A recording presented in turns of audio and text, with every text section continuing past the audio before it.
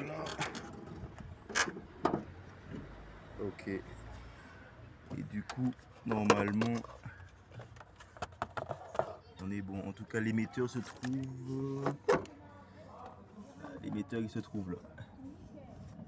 Là, maintenant, il est ressorti. Il manque plus qu'à le brancher. Il faut juste le brancher maintenant sur ça. J'ai encore des tests à faire. Voir si ça coule. D'ailleurs, ça tombe bien qu'on soit là parce que je remarque qu'en fait, ben, le réservoir de liquide de frein se trouvait au minimum. Et quand ça se trouve au minimum,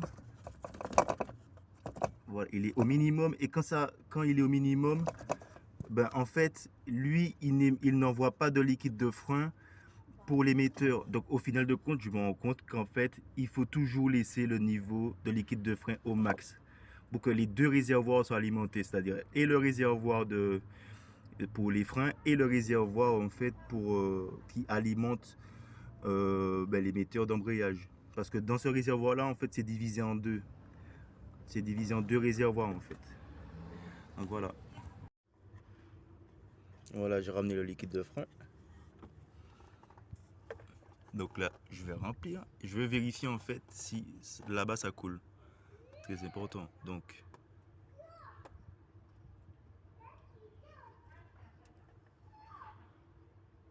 ah ouais, il manquait du liquide de frein.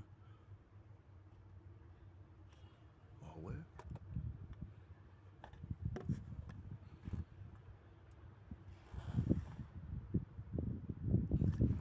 Et donc,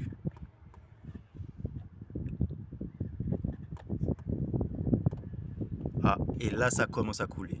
Vous avez vu que je vous ai pas menti. Ah ouais, mais qu'est-ce que c'est que cette découverte? Même moi, nous, on n'a pas pris ça en formation, bordel de merde.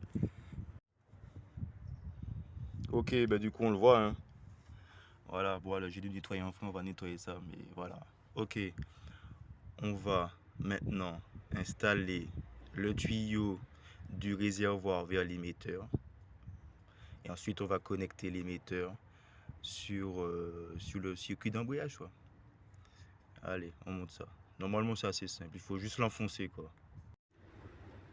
Voilà, donc là c'est bon, on l'a reconnecté. Bon, ici vous allez voir du gras, mais c'est du WD-40 que j'ai utilisé pour faire glisser le tuyau dedans. Une fois que tu as mis ton tuyau, tu le remets à ça là. Ça, c'est espèce de ça permet de le tenir quoi. Avec je sais pas quoi. En tout cas, bon bref, voilà. En tout cas, c'est ça. Là, il est connecté, il reste plus qu'à mettre du liquide de frein là. Et ah oui, j'ai oublié. Ben oui, il faut aussi reconnecter lui, ben, je vais le reconnecter maintenant.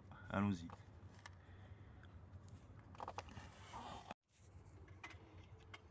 Ok, donc en fait, l'émetteur, il est vendu avec un petit sachet avec dedans une agrafe neuve. Mais je me demande pourquoi ils ont mis une nouvelle agrafe neuve. Mais il est vendu avec un nouveau petit joint neuf qu'il faut monter en fait sur le tuyau qui se trouve sur le tuyau de raccord. Voilà, celui-là, ce tuyau-là. En fait, c'est un joint de ça. Donc, est-ce que je le change ou pas? J'ai jamais fait ça, bah, du coup, bah, je vais le changer, hein. Allez, c'est parti. Du coup, bah, j'ai pas eu besoin d'utiliser ce petit joint, mais moi je sais même pas à quoi il sert. Bah, je l'ai juste reconnecté. J'ai reconnecté et puis voilà. Je sais pas si on voit. Voilà. Je l'ai reconnecté et du coup on est bon. Il reste plus qu'à mettre du liquide de frein. Ensuite il faudra faire la purge de frein ce soir.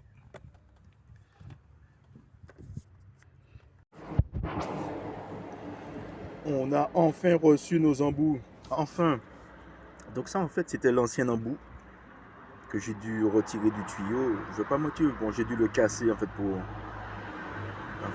savoir réellement pour quelle raison ça fuyait en fait. Et en fait au final de compte, en fait il fallait pas que je le casse pour le savoir. Mais en fait il y a des embouts à avoir qui rentrent dans ce trait là. Tu as des embouts spéciaux qui permettent d'adapter les extrémités du tuyau d'embrayage.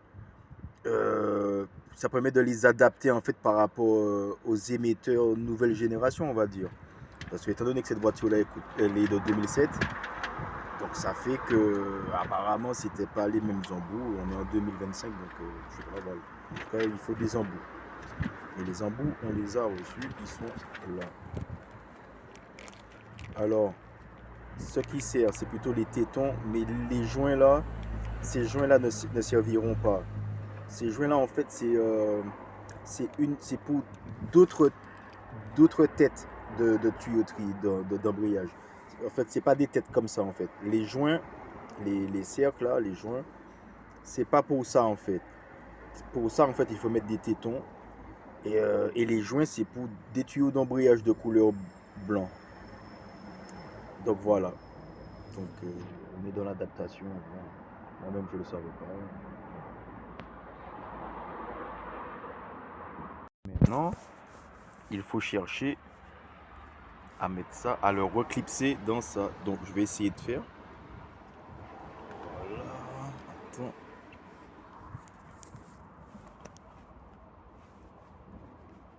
Ça va. Ah putain. Il faut bien le mettre.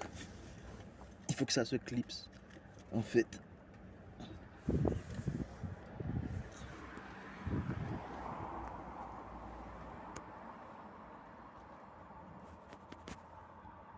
Ok, alors.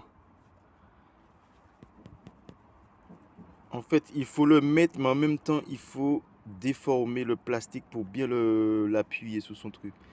Mais c'est vrai qu'à l'origine, c'était comme ça. Et le truc qui se passe, c'est que, en fait, normalement, c'était pas cette partie-là qui avait le souci. Mais bon, je vais quand même. Ah ben voilà, j'ai branché l'outil. J'ai quand même un reproche sur cet outil, par contre. Parce que à la main, malgré que j'ai serré à fond, tu entends que ça fuit au niveau de la soupape. Donc j'ai dû prendre une pince. J'ai dû prendre une pince pour tenir et serrer encore. Serrer. Et là, ça ne fuit pas. Donc c'est ça le seul reproche que j'ai pour cet outil, c'est ça, c'est à ce niveau-là. Donc voilà. Donc on est relié. On est relié au récepteur. Et du coup, on n'a plus qu'à ouvrir la vanne de purge. Est-ce que ça va donner? Ah ouais, et aussi j'ai oublié de dire, moi je vais pas plus loin que 1 bar 5 en fait. Bon, c'est peut-être à 1 bar 4 ou... mais je veux pas plus loin que ça. C'est juste ça.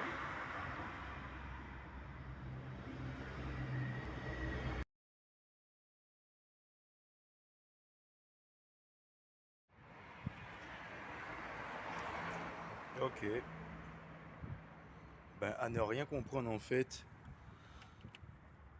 j'ai mis le téton sur l'embout relié au récepteur. Ça tenait bien. J'ai mis le téton, en fait, vous avez vu, pour l'émetteur. Et avec le téton sur l'émetteur, franchement, ça rentrait pas. Hein. J'arrivais pas à le clipser.